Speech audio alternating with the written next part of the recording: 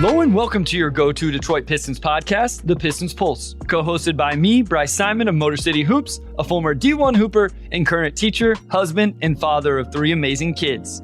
I'm Omari Sacco for the second Pistons beat writer for the Detroit Free Press. And of course, we're blessed to always be joined by our producer, Wes Davenport. And if you aren't listening to him over on the Detroit Bad Boys YouTube with the Pin Down with Blake Silverman, you guys need to be checking that out. But today, guys, we are blessed. We are honored, bringing out of, I think in his own words, semi-retirement. We are joined by the man, the myth, the legend, the GOAT of Pistons content creation, Laz Jackson. Laz, what's going on?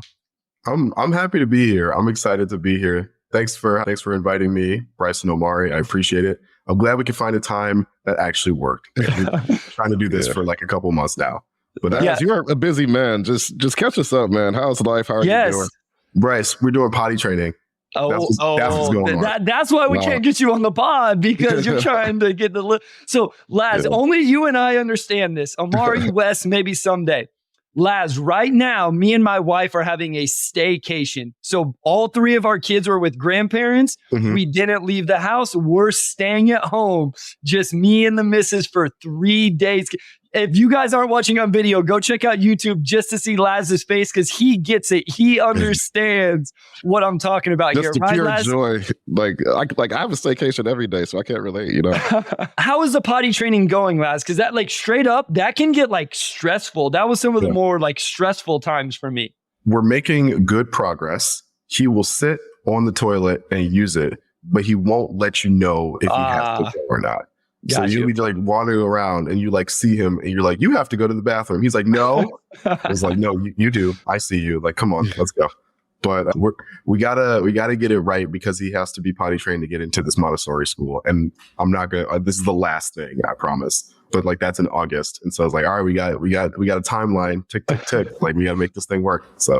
That's what's crazy. People don't understand the stress of parenthood. Like, it's not just potty training your child to not get judged by the other parents on the block. Mm-hmm. You can't send them to school until they are potty trained. Like, we went through this with our youngest. You want to go to preschool next year? You got to learn to get on the pod. And so I'm glad, Laz, to have somebody on the pod that can share these experiences with me. Because Omari's over here just living the bachelor life, waking up, going to bed, going out, whatever he wants to do. And I'm like, you don't understand, bro. So, Laz, I appreciate it. Anything, what else is good? How's the missus? How's life? How's everything going? Update everybody. Life's good. I appreciate everyone's concern. Things are going well. Like, job's good. Like, the only thing in my life that's going poorly is the Detroit Pistons. Yeah. And that's why we brought you on to have this therapy session. Yeah, Omari, I think Hal said it in your comments, like, we got to bring Laz on to talk about the 10-win Detroit Pistons. Like, this we absolutely do. We absolutely do. We've been trying to get lots of thoughts of this disaster of a season for months, because we just need to hear it. We need to hear it, man. Like, we know you haven't been potting this season, and it's probably been nice to have to talk about this team as often, but we had to drag you out of your comfort zone, and we just really have to talk about this awful team. So, hey, we're pretty glad we finally made it. We're glad we finally got here. Greatness, and in a peek behind the curtain, we've tried to have Laz on, and because schedules are crazy and all of that, we haven't been able to make it work. So we are going to talk Pistons now, because it's awesome that we got him. So, Laz, let's start with the most recent game on Saturday. We'll work from there, and we'll just riff off of that. That's kind of what we do, and that's what's great about having you on. You're an expert and a pro at this as well. The Mavs game, up till halftime, was all right. Asar doing a pretty good job on Luka. I think the team in general doing a good job on Luka. Luka gets it going. Second half is just a disaster. Where do you want to go with that? Asar's defense, maybe how Cade played, kind of going toe-to-toe with Luka for a bit. Where do you want to start? So where actually I want to start is with Jalen Duren. Okay. The shove and the technical. Yeah. The ejection. And I think it was a very like young guy thing, but I also think that he's falling into the trap too often of letting offense dictate his defense. And he really was having a tough time getting it going offensively against like Daniel Gafford and Dwight Powell. And I know that had to be really frustrating for him. He was in foul trouble like most of the game. And so I want to eventually get to a point where like he's better defensively, and his offensive effort and his defensive effort are like not like directly tied to one another. You know, Bryce, when at the beginning of the season, right, we talked about how the major thing we wanted to see from Duren this year was improvement. on the defensive end. Yep. And we kind of haven't seen it. I forget who it was. Someone pointed out to me that like Asar has more stocks than Duren. Is like that is very noticeable, right? Like, yes, Asar is already an amazing defensive player, but like you would still think that Duren would be impacting the game defensively, like at that level, and that hasn't been the case.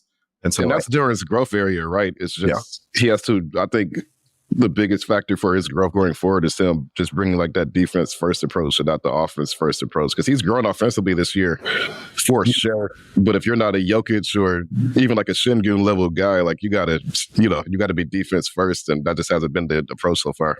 Real quick here, Laz. Jalen Duren, not only does Asar have more stocks, Jalen Duren has 63 total stocks, 23 steals, 40 blocks. Asar has 68 steals. Like, and he has 59 blocks, so he almost has more of each individual stat than Duren has total. So I'll let you cook some more on this because I think it is important, but that is fascinating. I'm so glad you brought that up. Yeah, no, and to Amari's point, like you can see the work he's put into his like footwork offensively. Yes, you can see the results when it's something he like wants to put the effort into, and so you hope like down the line he puts that effort into the defensive end. And Amari, you invoked like Jokic and Şengün. I'm thinking of like even like Domantas Sabonis, right? Sabonis is like time all-star, like another like huge triple-double guy. And the Kings aren't going. They're probably going to make the playoffs, but like no one expects a lot of them because the defense is so poor, right? It's like if you want to have long-term success, like it has to be. You don't have to be like an elite level defense, but you have to hit like a baseline level of competency that we haven't seen from Jalen Duren at this time. So there's a lot of issues with this roster, Laz, and we want to talk about all of them with you. But do you think this ranks higher than maybe what people have given it credit for? I feel like in the last month, this has become a conversation. Our last episode, we talked about NBA draft stuff, and we talked about Alex Sarr and potentially drafting Alex Sarr, and then maybe you trade Jalen Duren because, like, do you think this defensive anchor type big, if he's not going to be that, do you think that's one of the bigger quote unquote issues or something that needs to be solved, whether it's him or some other option? I do because he's such a perfect offensive pairing with Cade. Like you would like to be able to keep him around, but if he doesn't progress to that baseline level on the defensive end, that makes it a lot tougher to keep him around, right? And so this, like, as a guy who, like, I know the phrase core four has been very overused sure. With the Pistons team, but as a guy who I think pairs really well with Cade, which is what I'm thinking about in my mind, like matters for this Pistons team, like what goes with Cade is like you'd like him to be better on defense because offensively, like he's a perfect match with what Cade plays. And Amari, I know you want to get in on this. I was just say real quick, there's a play in this game against the Mavs where he gets blocked by Gafford at the rim.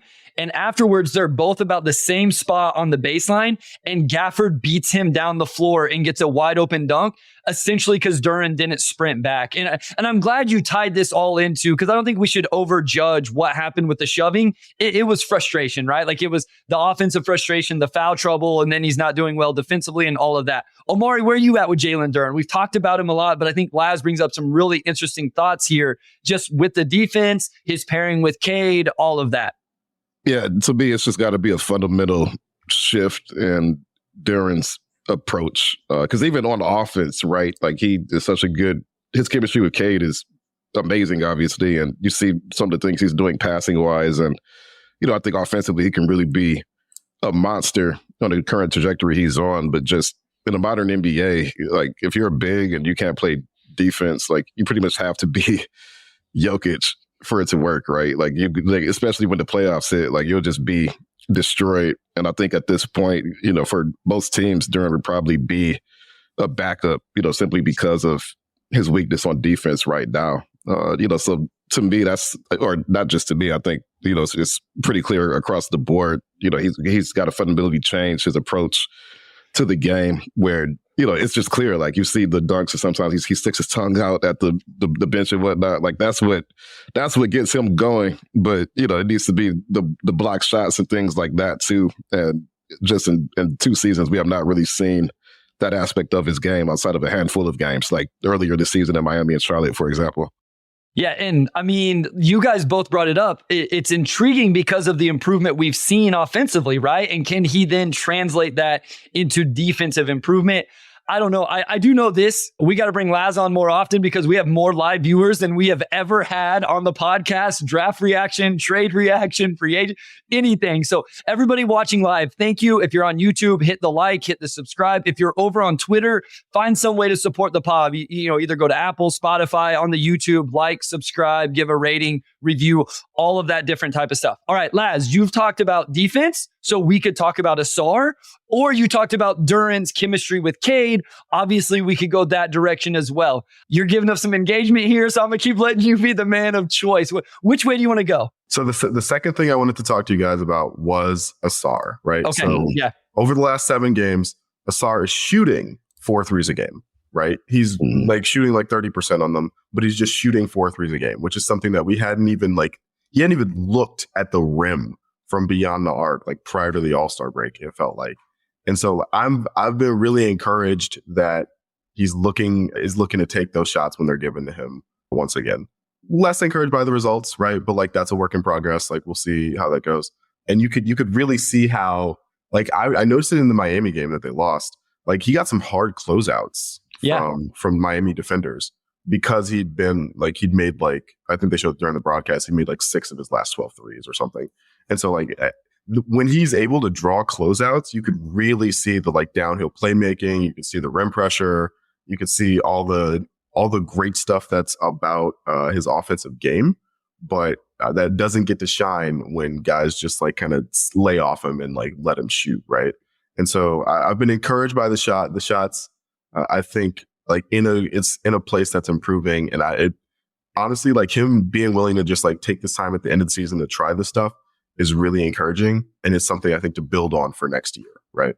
Laz, I'm curious to get your thoughts on this, and I tweeted this in Miami. Like Asar, his interior shooting, like short mid-range, mid-range, pretty much anything within the free throw line, he's like one of the better shooters in the league.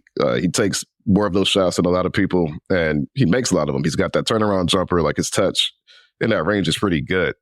He's not a good free throw shooter. Pretty much anything but behind the free throw line, it just completely falls off of a cliff. I guess, what do you make of that in general, just to see a guy who kind of has that type of shooting, which is really, especially in the modern NBA, is pretty unique. Does that give you any encouragement going forward that he could figure out the 3-point shooting, or do you not even see the correlation just because he is so bad at the line right now? Real quick, Laz, I'm just going to give a number. 54% between 3 and 10 feet. Those are 28% of his attempts. And then he is 46% between 10 and 16 feet. Doesn't take a lot of those, but those are kind of the numbers to back up what Amari's saying there. So Go ahead, Laz. So to me, this is like kind of like a Bryce the Scout question in my mind, because the jumper, when he's not thinking about taking a jumper, looks a lot different than the jumper when he is thinking about taking a jumper. And like at the beginning of the season, it was even worse, right?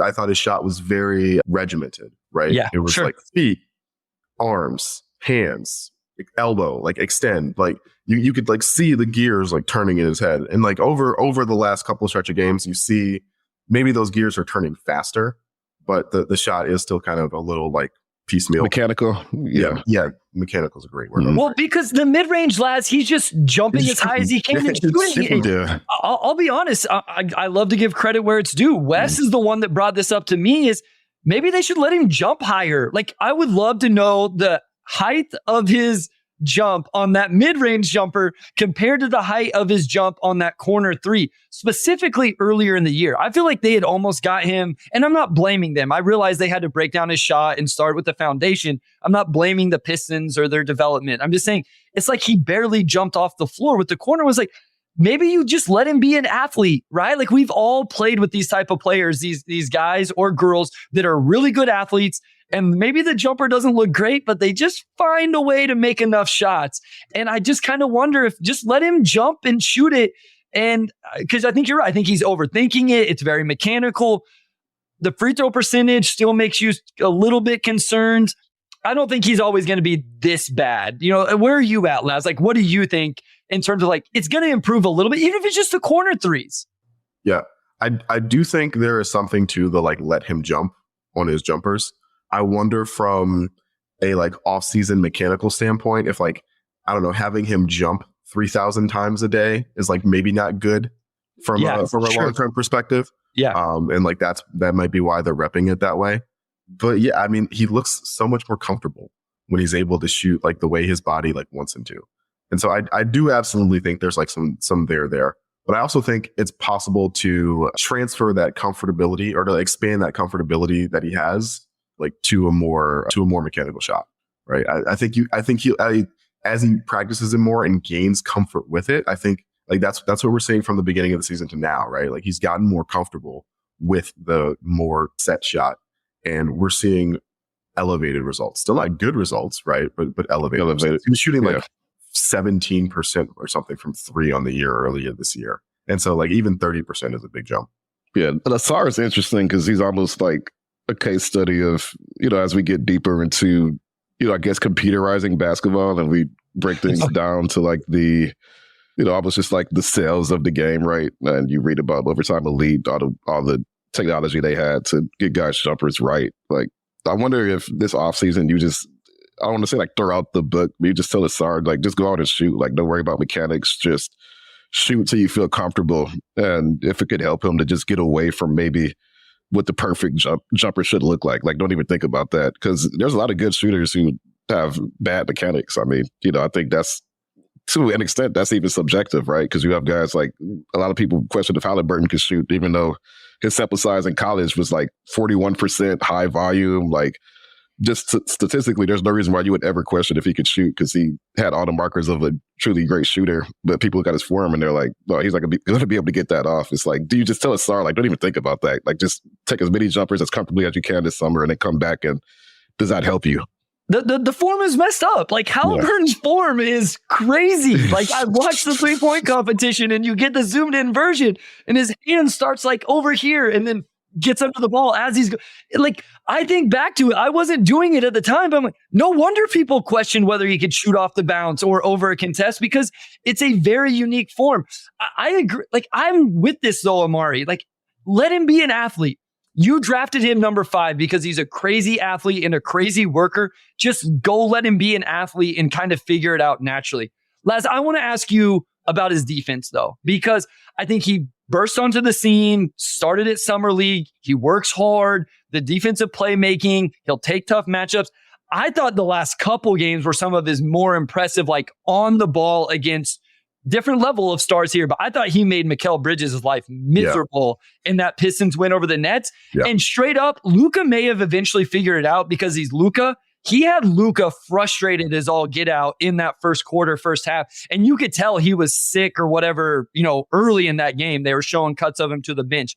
What have you thought about Asar's defense? What does that mean for the Pistons' big picture? All of that kind of moving forward, irregardless of the offensive quote unquote concerns. Yeah, he's the best perimeter defender on the team, just like point blank period. And has the potential to be like an all defense level defender at that spot. And so that makes that is a possibility that like makes him really intriguing and makes you want to keep him around. I agree. Bryce, like, I'd have to ask you this, but like, I thought the Nets like did not have too much structure to their offense. Yeah, it's weird. And so like that makes defending a lot easier when it's like, all right, like after 14 seconds, it's like, all right, guys, like let Dennis Schroeder cook, or like let Mikal Bridges cook. It's like, okay, like all I have to do is stop this guy one-on-one, like deal. Like I don't have to think about anything. I just like me and my man, like that's a lot easier. Yep. But he's been really impressive. He's really impressive.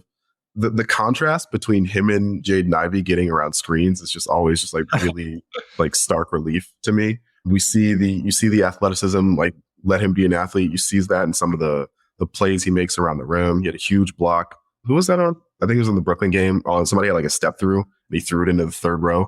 And it's like not everybody can do that.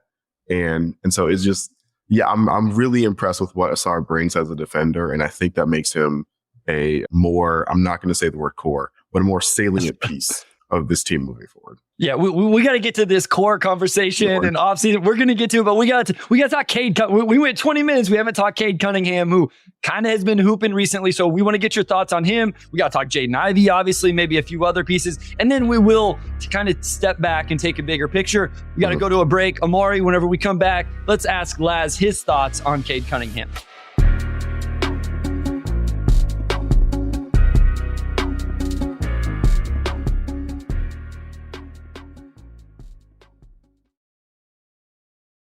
All right, we're back with segment 2. I tweeted this last night. I didn't tweet it. I put it in my story, actually. But going into last night's game, pretty much since November 30th, if you cut off his first 18 games of the year when he was still getting his form back, he's averaging 23 points, 7 assists, 3 turnovers, and he's shooting 48% overall, 38 from 3, 86 at the line. So you're talking a guy who's bordering on elite efficiency for a guard. The 3-point shooting can still improve a bit, but 38% in that span is great.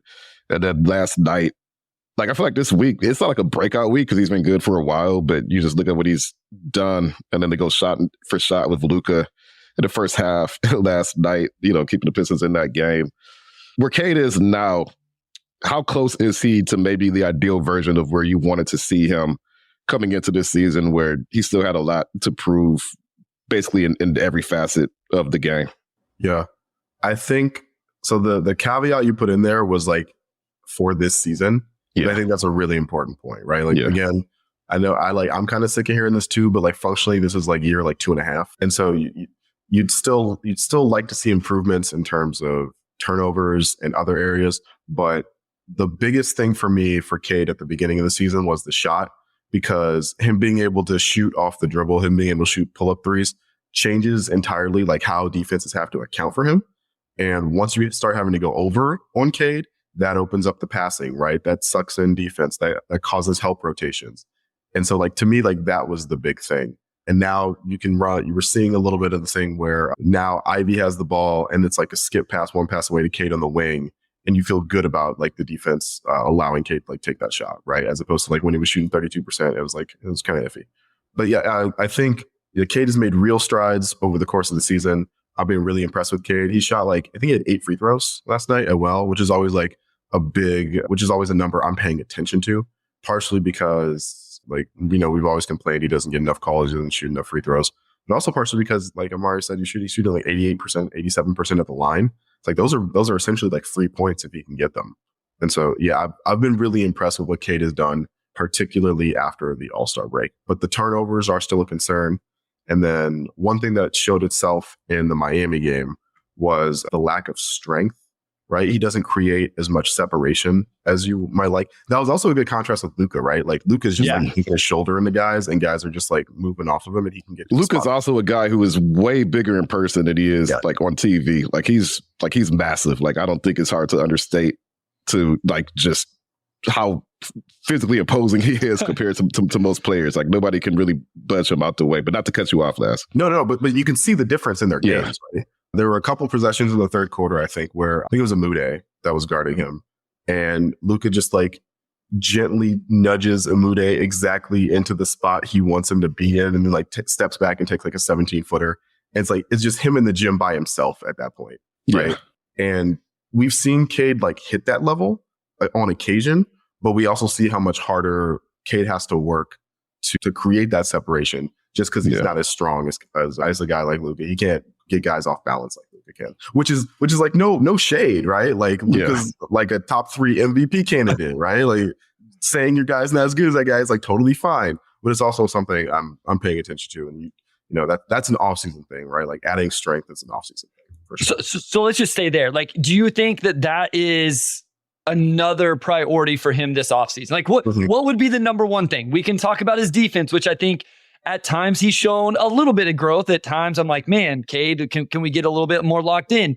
There have been stretches where the turnovers have been better. Hasn't necessarily been the 3 games this week where he's been unbelievable scoring the ball, shooting the ball, even almost averaging 10 assists, but is up over 4 turnovers again. But I think I've looked maybe post All-Star break or since he came back, he actually was somewhere in the 2s. And so we've seen it be better at times. What would it be for you, Laz? The strength, the turnovers, the defense? What would be number one? The thing I would work on the most this season if I was Ashton would be strength with the ball in his hands. Yeah, right? sure. There are a lot of times where you can see like he's in rhythm, and then he gets whacked, and that like throws him off his rhythm. Is like, no, you need to be strong enough to absorb contact from other people and still be able to get to your spot and do what you need to do.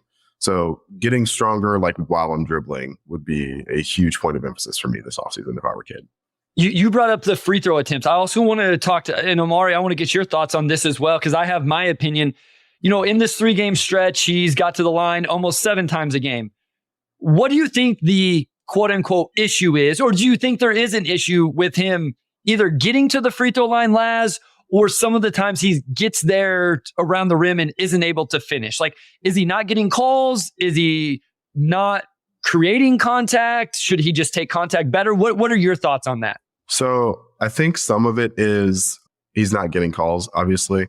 But I also think a big part of it is that because of his lack of strength, it doesn't look like he's getting hit and losing the ball, but it looks like he's naturally losing the ball and then he gets hit versus like, it appears that like him getting hit, it was what caused him to lose the ball. I also think like the lack of athleticism around the rim, to me, this really showed itself in the Miami game where like there was that stretch in the fourth quarter where he was putting his head down, he was getting all the way to the rim and he got blocked like 2 or 3 times. And it's just because he doesn't elevate easily like in traffic, which is like, a thing we knew about him. Right. But I do think if you get blocked and you're kind of like still on the ground, like it does look like less of a foul from a referee perspective, right? But I'd be curious to see what Omari says, because Omari is the one who's actually like watching Cade like in person, right? Real quick, I mean, there's less lower body to take contact in those situations, right? Whenever you're not getting off the ground. So yeah, Omari, what are your thoughts in terms of just need to get stronger, just needs to finish, needs to get the calls? What is it? Yeah, I wrote about it a couple of weeks ago when we came out of All-Star break in those first 2 games. Like, I think Cade had like 55 points and like 0 free throw attempts or something like that, which you don't usually see that from like guys who have the ball as much as Cade. To have 2 complete games where you have the ball a lot, scoring a lot, not getting to the line at all. I dove into the numbers just to kind of make sense of it, and that was different from the norm this season. Cade has gotten to the line much more this season than he did as a rookie. And when you look at his shot profile, I think that explains some of it. Cade does take more shots from mid-range than a lot of guys. You look at players like Tyrese Halliburton, some other guards who are a little bit more shot heavy and don't get to the rim as much. And, they're not taking 8-9 free throws a game. You see that more so for guys like James Harden, obviously guys like Embiid and Giannis who are living in the paint. But a lot of guards are not quite at that level, and usually the ones who are guys like Jaden Ivey is actually one of the best at drawing fouls this season. But guys who live in the paint, and Cade's not that type of player, and I don't know if he ever will be. So he's averaging about 4.5 free throws this season.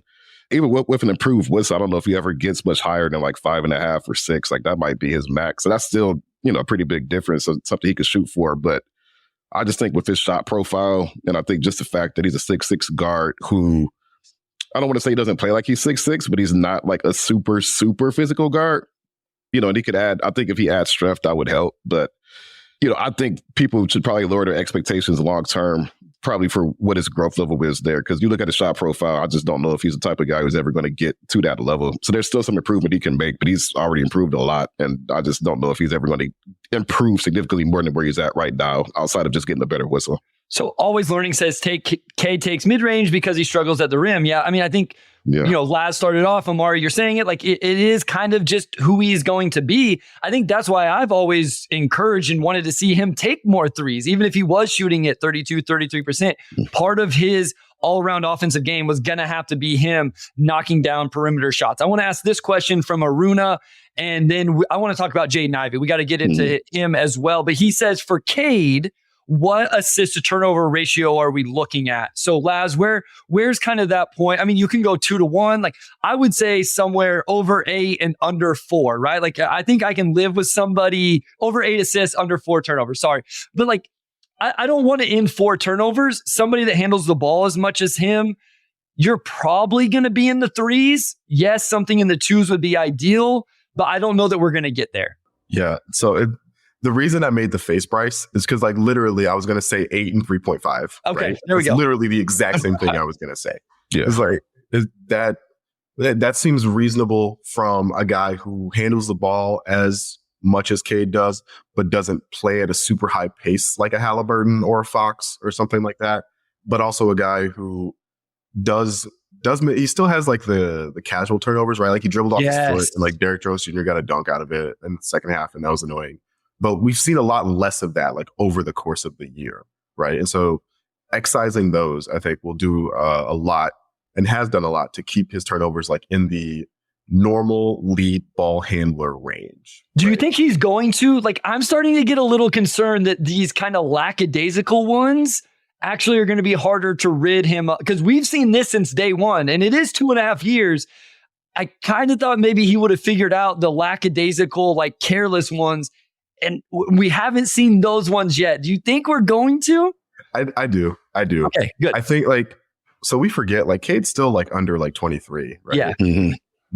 He had a 2 hyphy turnover against Dallas where it was like a 3-on-1 break with like him, Asar, and Duren. He's like, I'm going to throw a lob. Yeah. And Asar's like, I can't catch it. So, bro, like, I'm sorry. And it's like, you'll still get those, right? But like, if it's, you would hope that like 25-year-old Cade is like, let's get points out of this. Like, we don't have to do something cool. Like, let's get points.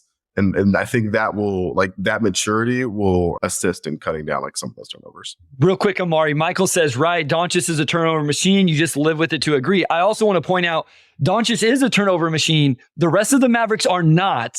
Every other player on that team is not. And that's why as a team, they're low turnovers, because their center doesn't turn it over. Their wings don't turn it over. And that is a little bit of an issue right now with this young Pistons team. Omari, where are you at? Cade's turnovers, assist to turnover ratio, kind of where would you like to see him get to over the next, let's say, 2 or 3 years?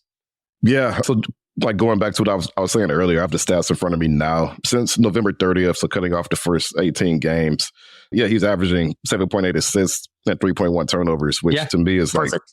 Yeah. I mean, I think if he's that for the rest of his career, like that's completely fine. Yeah. And I think his turnover issues have been a bit overblown in general this season. Like it was not overblown for the first 2 months when he was like leading the league in turnovers by like a wide margin. But since then, he's cut down so much that it's really like it's not a non-story because you can always improve, but like of all the things he needs to improve, I think that's pretty far down the list at this point, as far as just like the most glaring issues. Like at this point, it's more so like tightening the handle, continuing to improve as a shooter, defense, like a lot of room for growth. The turnovers are not as concerning. I think it's more glaring in games where like Cade does have the occasional off night, of course, but when you have an off night and then you also have like 6 turnovers and you have one in like the final 2 minutes where we've seen that happen enough this season to where those moments stand out.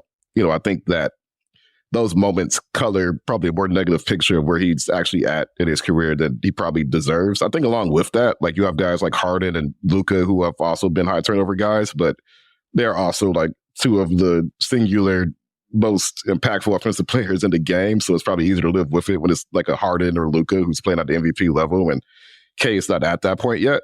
And I don't know if he'll ever quite be that level of scorer, but he could probably be a much better defender than those guys too. So long story short, I'm not really concerned about the turnovers. I think he's largely solved a lot of it. And for him, it's just rounding out the rest of his game so that the turnovers don't stick out as much because he's just impacted the game in so many other ways.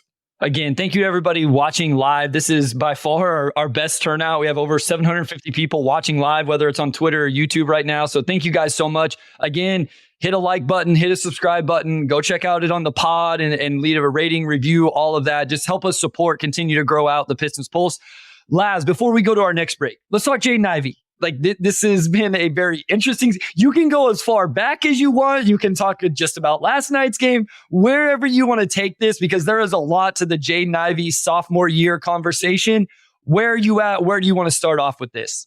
So the place I want to start is Ivey's 3-point shooting. Okay. Since like in the calendar year 2024, I think she's shooting 35.8%. So we'll call it 36% from 3.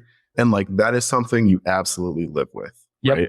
Yes. But it is very Sadiq Bey-ish, where it's like one night he's going like 5 for 7 and one night he's going 2 for 7. And you don't know which one it's going to be until like that first one like hits. Right. Yep. And so I think that teams still go under on him. Right. And you see he has a willingness to pull when teams go under. I really noticed it in the Orlando game like a couple weeks ago. Like Suggs like kept going under, and he was just like, all right, fine, like I'm gonna take these, but they don't always go in. It's just tricky. I really like Jaden has learned like an entirely different role this year, to be perfectly honest, right? Like he spent most of his first season like playing on the ball, like getting to be a primary guy, getting to be a creator. And this whole season has been like, all right, like how do I fit next to Cade? And for a long time, it was like, how do I fit off the bench next to Cade? But like that, that's in the past. We're not gonna talk about that anymore. And so now like you see a level of comfort between the two of them growing, and that's encouraging. But I also think it took a while for it to be to the point where like, okay, they can play off one another instead of like a your turn, my turn type of thing. And I still think there's room to grow in that area, but Jaden being able to consistently be a like 3-for-7 guy will help a lot in that area, I think. I have questions sometimes. So Amari, I'll ask you this first, and then Laz. I think Jaden's taking too many for my liking over the last month or so. I want him, right? A defender goes under, he's got to make him pay, right? He's got to get his feet set, make him pay. There's some of these ones in transition though, where I'm like, no, I think I would rather you go ahead and attack a closeout or give a one more pass or something like that. So Amari, I looked, Jaden right now is taking, what is it? Almost 8 per 100 possessions. If we just go per game, he's taking right around 4.5, which is what he did in his rookie season as well. Do you ever find yourself in the middle of the game going, man, Jaden's taking too many threes right now? Or are you comfortable with the shot diet that J.I. has from the 3-point line? Like both. It's like on one hand, like if there's a season where you're going to take so many threes, like this is the perfect season to do it. Along with that, like I look at his last 5 games, he had 9 attempts last night. He had 9 attempts the night before that, or the game before that. Then he had 5 and 5. Then against Cleveland, he also took 9. And he probably doesn't need to be flirting with 9 attempts a game. I think that's probably excessive for a guy who is still, for the most part, just average from that range. But with that, like I still think the 3 ball is probably one of his biggest keys for success going forward, and also just to fit alongside Cade. So I don't find it hugely problematic. I think for him, it's just more so taking the right threes. Like there's games where he'll get off to a bad start and then he takes like an off balance one, and it's like, well, that's not going to go down, So I also think with him, like I feel like his first quarters tend to dictate the rest of his nights. Like it doesn't sound like he shoots himself into a rhythm that much. It's either like he's knocking them down early or they're just not falling at all. So he seesaws a lot. Overall, I don't think it's that concerning, but he could improve his shot diet for sure. All right, Laz, what are your thoughts on that? Just in terms of the ones he's taking, the amount he's taking. So the amount is like, okay. So it's funny. I think the streakiness is just my thing, right? So like since the Portland game that he made 7 of 7, he's shooting 25%, right? Over the last 12 games. It's like that's not great, but I don't think he's a 25% from 3-point shooter, right? Yeah. So it really just is like Amari mentioned, like how in rhythm is he able to get himself in like those first couple of minutes from a shooting perspective. Kian says apples and oranges, but when talking Cade, turnovers part of the defense is he's under 23 and on year 2.5, but doesn't apply to. I do think we applied that to Duren's defense. Like maybe we didn't, preference it in the same way, but Laz, I think the difference there is that like we talk about Cade's turnovers as a thing, right? Yeah. We also agree that it's gotten better like as the year has gone on. And we talk about Duren's defense as a thing, and we haven't seen that improvement over the course of the season. That's the big difference in my mind. Yeah, and he has gotten a lot of minutes, and so you would just hope to see some improvement. Like I put in my game notes, like every once in a while in a ball screen defense, you'll see better hand activity. Like he's putting it in the pocket passing window, and then sometimes he's not as active. Like all of those type of things. The other thing is we're not calling for Jalen Duren to be traded right away. We're not just throwing our hands up saying it's over. We're just saying like this does need to happen. And if it doesn't, there could be some concerns down the road with overall roster construction. And Kian, always appreciate it. Says, okay, fair. Thanks for explaining. Always love the interaction, guys. And we'll try to be as unbiased and fair with our conversations as possible. So thank you for the question and throwing that in there. But speaking of roster construction, Omari, let's go to break. When we come back, let's get Laz's thoughts on the trade deadline. What did he think of the trade for Simone Fontecchio and the outcome from that? Haven't saw a lot of Quentin Grimes, but did Laz think that was a good deal? And plenty of other moves to discuss. We'll dive into that right after this.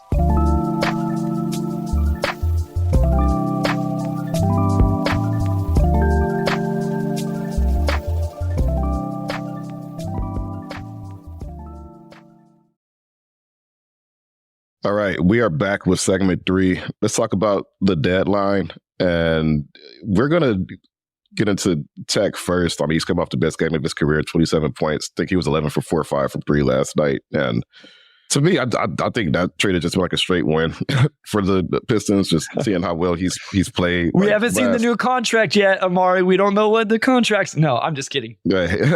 We have not seen the new contract. So if he makes $40 billion this summer, okay, maybe I'll change my tune a little bit. Laz, where are you with Fontecchio right now? I love Fontecchio like in his role, right? I very much think he's like a great role wing player. I think at times, because he's the best only movement shooter they have, like they'll bust out some sets, and then you're like, okay, like we've run like some floppy for Simone Fontecchio like twice, and it's like is this what we're really doing? But like I understand why they have to do it from a balance perspective. But I also like that he gives effort on defense. After Asar was ill, he got the Luka assignment, and I thought he did like as good a job as you could expect a guy in his position to do, right? That's happened to him before. What game was that? Oh my goodness. When they were playing the Clippers, he got the Kawhi assignment. Okay, sure. And I was like, okay, they're gonna put Tech on Kawhi. Like, let's see how this goes. And it went like okay, right? Like he didn't get flambéed, which is like, hey, like that's kind of good actually. So I was a big fan of the Fontecchio trade. The other thing I will say is that like, yeah, that's pick like 32 or whatever, but like they can't absorb another like young dude, right? Yeah. Like they needed a more established guy. And so like, yeah, from a purely value perspective, like I didn't love it, but from a like, what kind of product are we going to put on the court like next season and beyond? Like it made a lot of sense to me. Yeah, I mean, that's a perfect way of saying it. You're already going to add another top 5 pick, which maybe we'll talk about if we get a little bit of time here in a bit. And then you're going to add another one that you, like you say, there's just not enough minutes for all of these guys. If you're going to prioritize Cade and Ivy and Asar and Duren and Grimes and Stu and on down the list, like there's just not enough minutes. I think Fontecchio, like this looks like a real win. I guess my question then is, Laz, and I'm glad you brought up the defense because yes, Luka went crazy. You didn't bring Fontecchio to guard that guy. You just brought him in to be competent. And you can hear him on the broadcast saying like low man. Like, so he's communicating defensively. I think he's been a little bit better off the bounce than I thought. Like he's done a little bit of that I didn't think. So thoughts on that, Laz? And then also, I guess we can talk a little big picture here in terms of starting lineup. I think Fontecchio should be in the starting lineup. And I don't care whether it's over Asar or over Stu. After what we saw against the Mavs, I would probably say Stu because I think the defense Asar brings is really valuable. So thoughts on Fontecchio off the bounce and then also kind of drive that into potentially him in the starting lineup and where you would go with that.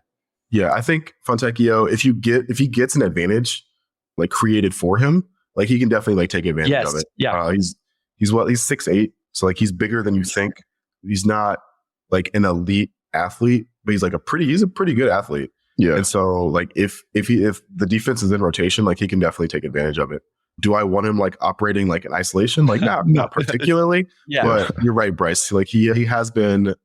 Actually, it's interesting because like every time the Jazz played against us the last couple of seasons, I'd be like, that Fontecchio guy's like not bad actually. Yeah. And now he plays and you see like a little bit of like, oh, okay, it wasn't just like when he played against us. Like, no, this is legitimately like he's a good NBA player. So yeah. No doubt. I've also been impressed by his handle. Like he's been able to take guys off the dribble a bit. Like he's shown some playmaking chops, but there's a lot more to his game. And granted, I've only watched the guy whenever they played Utah, which is twice a year. So I'm not sure how much of that he was showing in Utah, but he's like, his handle's been good. I've been happy to, just seeing the way he's been able to get to the rim. Like I'm looking at cleaning the glass now, like he's 24 of 36 at the rim as a Piston, which is fantastic, especially considering that he's usually the best floor spacer in any lineup he's in, right? So you could just see the upside from there, right? Like let's say you could add other guys who could add what he brings and you put those guys around Cade and then you start to see the makings of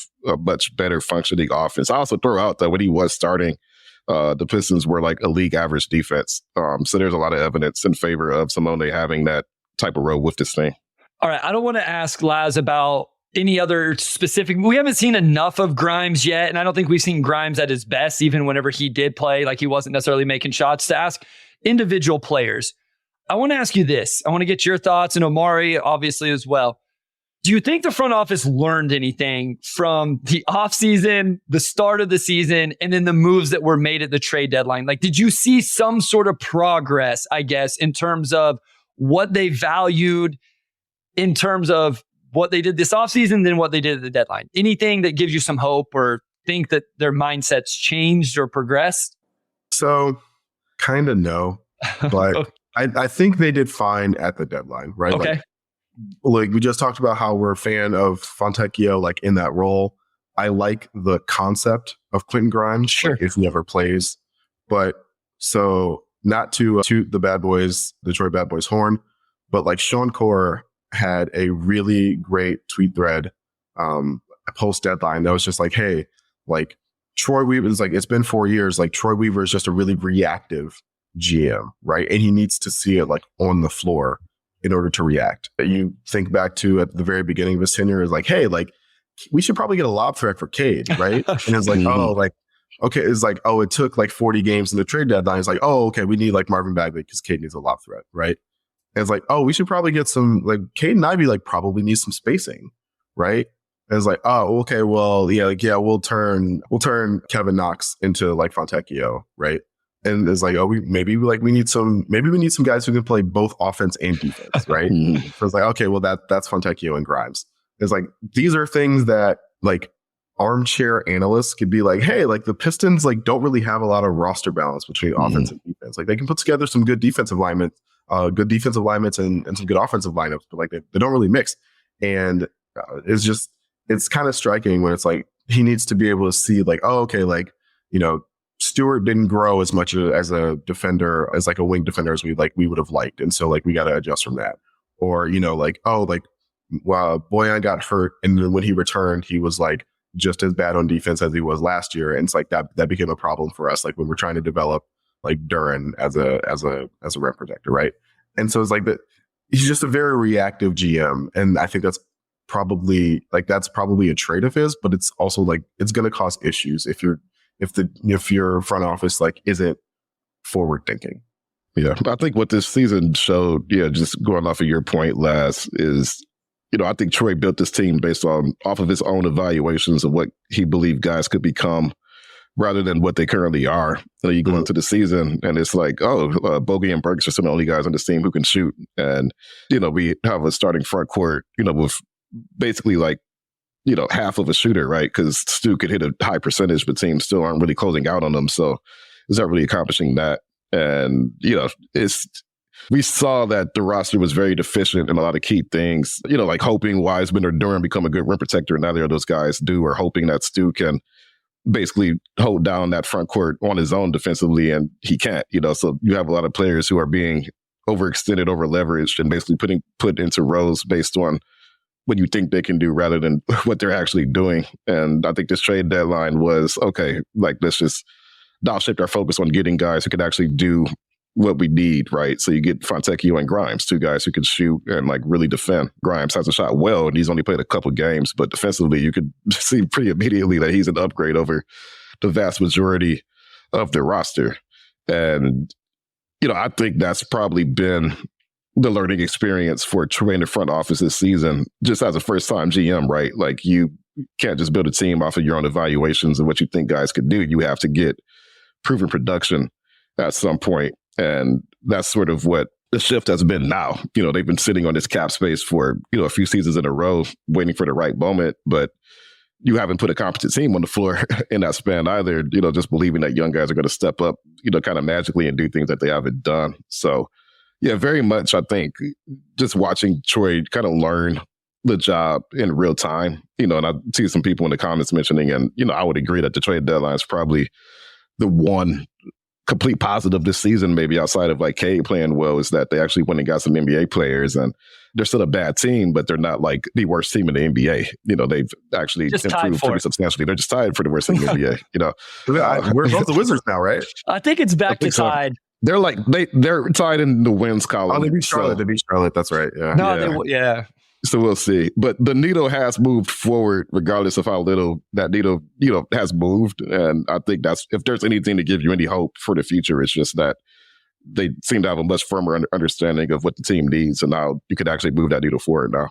Well, I think the scary thing is, Laz, what if it always has to be reactionary, right? It's been great that they've seen, okay, this didn't work, let's go get this.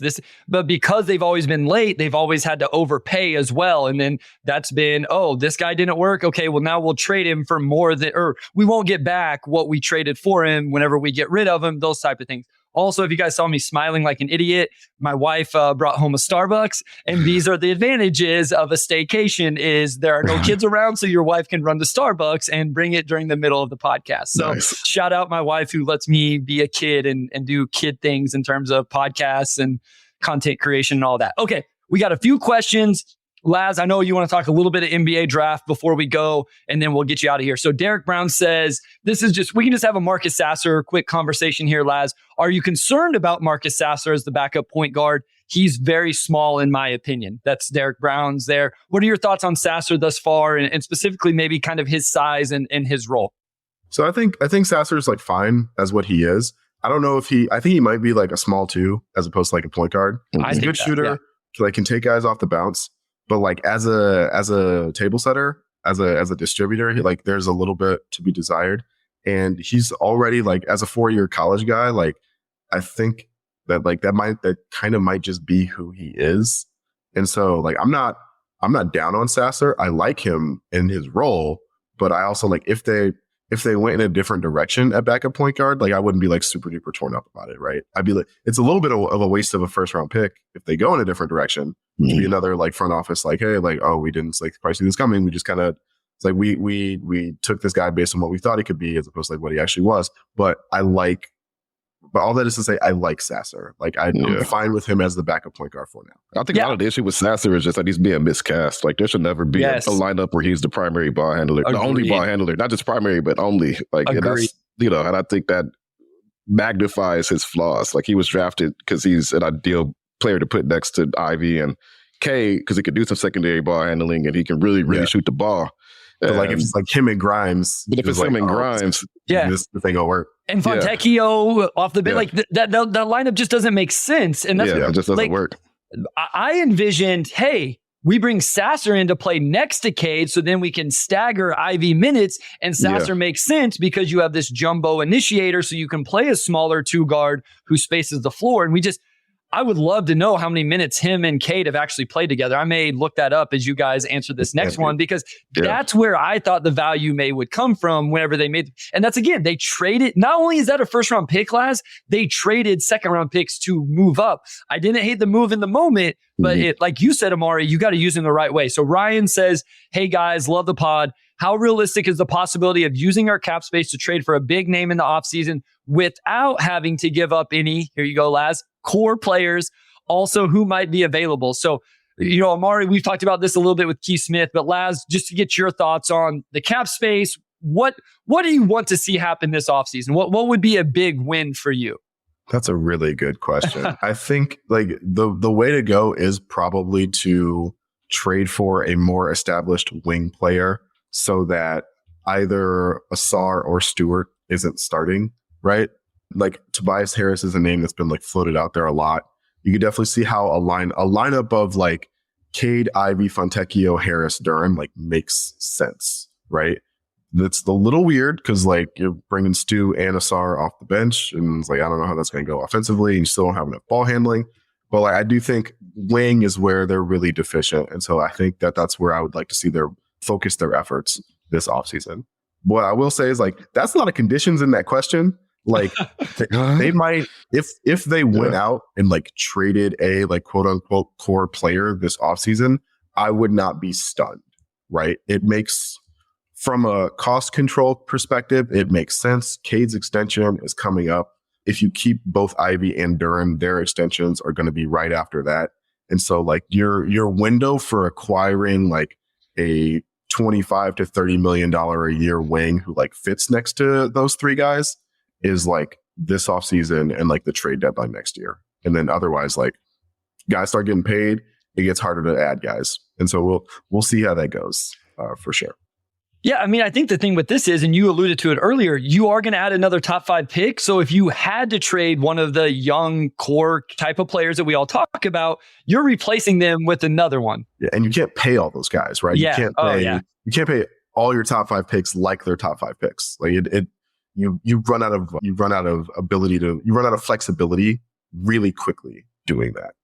All right, Laz, I know you had a question. You put it in the private chat. I don't know which player you're wanting to ask me about. Or hold on real quick. Cade Cunningham, Marcus Sasser is 1, 2, 3, 4, 5, 6, 7, 8, 9th in terms of minutes played.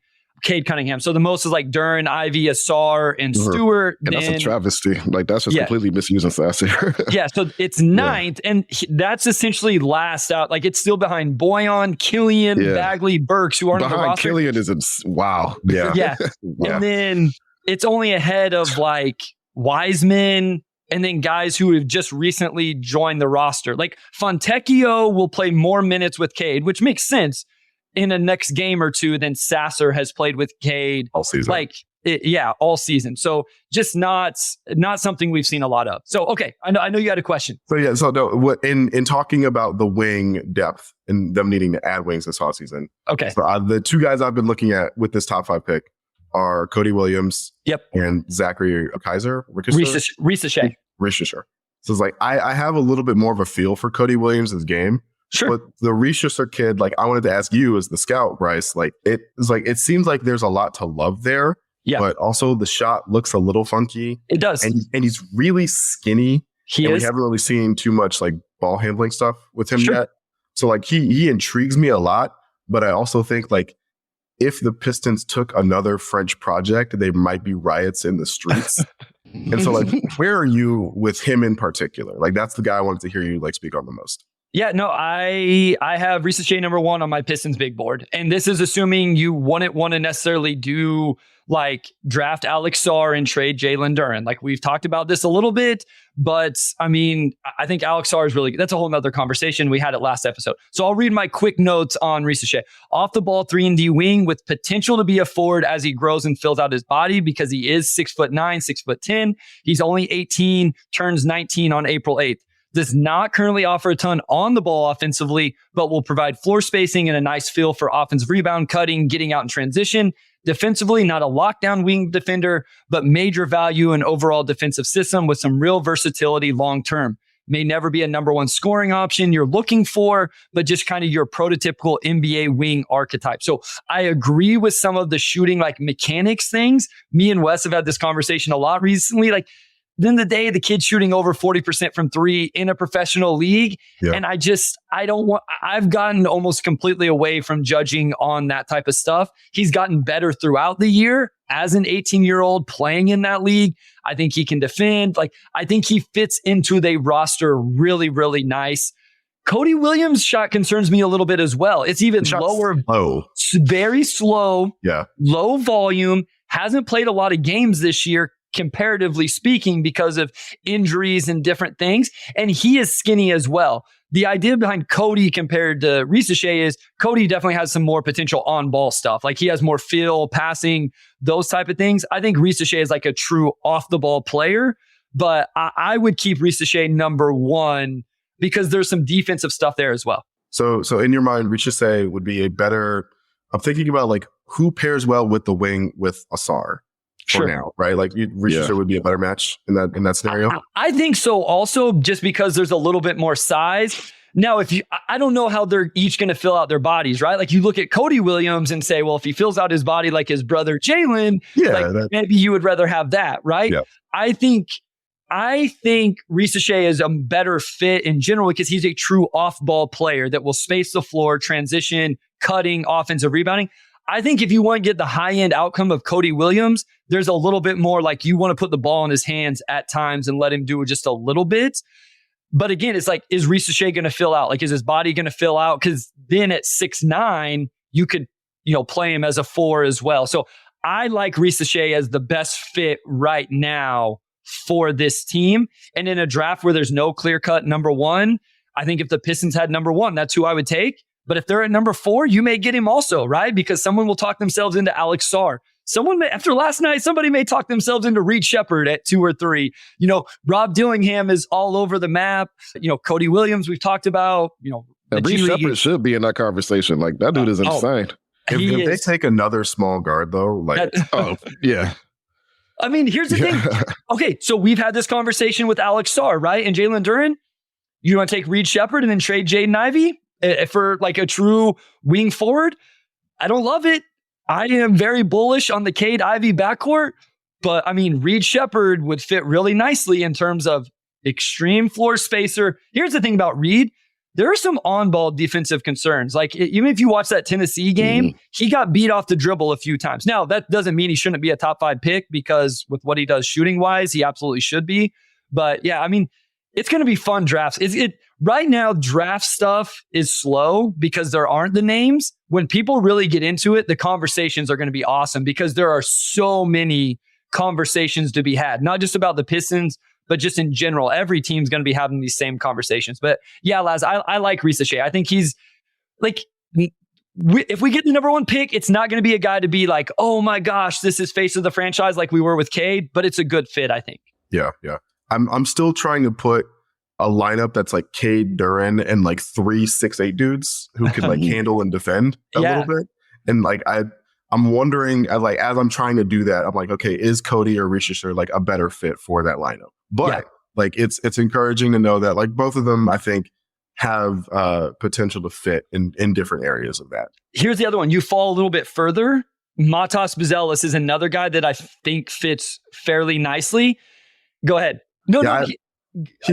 I'm glad to see the shooting improvements over the course of the G League season. He needs the ball in his hands a little bit too much. He does for my liking. Sure. And I don't think he's like, I don't know if he's good enough to have the ball in his hands that much. There's a lot of he's a tough evaluation. Like I said this the other week, like I don't know what to make of him, honestly. He could be a bust. He could be the best player in this class. I have no idea. Well, there's a lot of Franz comparisons. I'm like, we're a little bit like, I understand why. Here's the thing. I'm giving the Ignite guys a pass. Like it's guys, if you haven't watched full G League, the development situation is that bad. You're just like, it's not great. It is not great down there. There's no true point. Like there's a lot of stuff. We don't have to get into it. I'm going to self-promote here a little bit. Kian brought it up. Trevor Lane, Keith Smith mentioned you're doing some work with their basketball bulletin. So guys, if you want some NBA draft. Yeah. So on the basketball bulletin Substack, which is the front office show, friend of the pod, Keith Smith, and then Trevor Lane, they have a Substack starting tomorrow. Actually, Monday morning, I'll release my first NBA draft scout over on their Substack. So nice. They brought me on board over there. I may even make some appearances on their pod. Obviously, Keith is a friend of our pod. So yeah, a little self-promotion there. Sorry. But yeah, the Ignite situation. You can self-promote on your own pod, Bryce. Is that okay to self-promote on your own pod? I think that's okay. Yeah, guys, I'm just trying to drag out another few minutes here because we're 6 people away from 1,000, and I never thought we would ever get close to 1,000. So I'm like, all right, I'm having a staycation here, Laz and Amari. My wife's not going to be mad at me if we drag this out for 2 or 3 minutes and we hit 1,000. That is another bucket list podcasting thing for me to check off the list. So, Laz, truly though, I feel like we have a blast every time you join us. We have to make this happen more often, more consistent, whatever we got to do to get you on the pod. I don't know how Amari feels, but I'm pulling the Trump card. I don't care how Amari feels. We are getting Laz on the pod more because you are amazing. And I feel like these go perfectly. So thank you, man. No, I appreciate you guys bringing me on in my semi-retirement, right? I appreciate still having perceived value of things to say. Absolutely. And schedules are in flux, but anytime I'm able, I love to come on. I love to chop it up with you guys. I love talking draft stuff with Bryce because I know he's watching these dudes and I'm not watching them nearly as closely. So I really appreciate your time. Thank you so much for having me, guys. Laz, it's always a blast, man. I've talked about it on here, but just being my Pistons, brother at the State News all the way back in 2012 when I first got there, and everybody was like, "Oh, you got to be you had just left." Everybody was like, "Oh, you got to be Laz." Laz loved, you were known as the Pistons guy, and we would love to have you on. Whenever you want to come on, we'd love to get you on again. Laz was absolutely the standard whenever I joined this world of Pistons content creation. I wanted to be Laz Jackson when I first got into this. him and Sean, however you say, gave me my chance at Detroit Bad Boys. I can never, ever, ever thank those two enough for that. So Laz is truly the OG in my eyes. Like nobody better. No doubt. And I also respect that you were able to pull away this season and not have to do this, because now you have a lot of thoughts to share whenever we bring you on, right? Like you have all these thoughts that have just been stewing for a while, and that's what we need. We need that. I've been stewing on this for a while, and now I can just unleash energy. Thanks to everybody who tuned in as well. We just got to 999. I'll go ahead and round that up to 1,000. We did it. Yeah, super gratifying to see. We're going to have to do some more Sunday afternoon recordings. 1,000. We did it. There it is. Man, that's crazy. Yeah, we're going to have to record on Sundays more often. Got a screenshot because it only lasted for about half. There it is again. There it is again. So, yeah, again, thanks everybody for tuning in. We'll definitely do this again with Laz as soon as we can. And I'll go ahead and close this out. Big thanks to our audio producer, Robin Chan, our editor-in-chief, Dakota Avery Nichols, and our executive producer, Anjanette Delgado, and our sports editor, Kirkland Crawford. And big shout out to Wes, as always. And we'll talk to you all next week.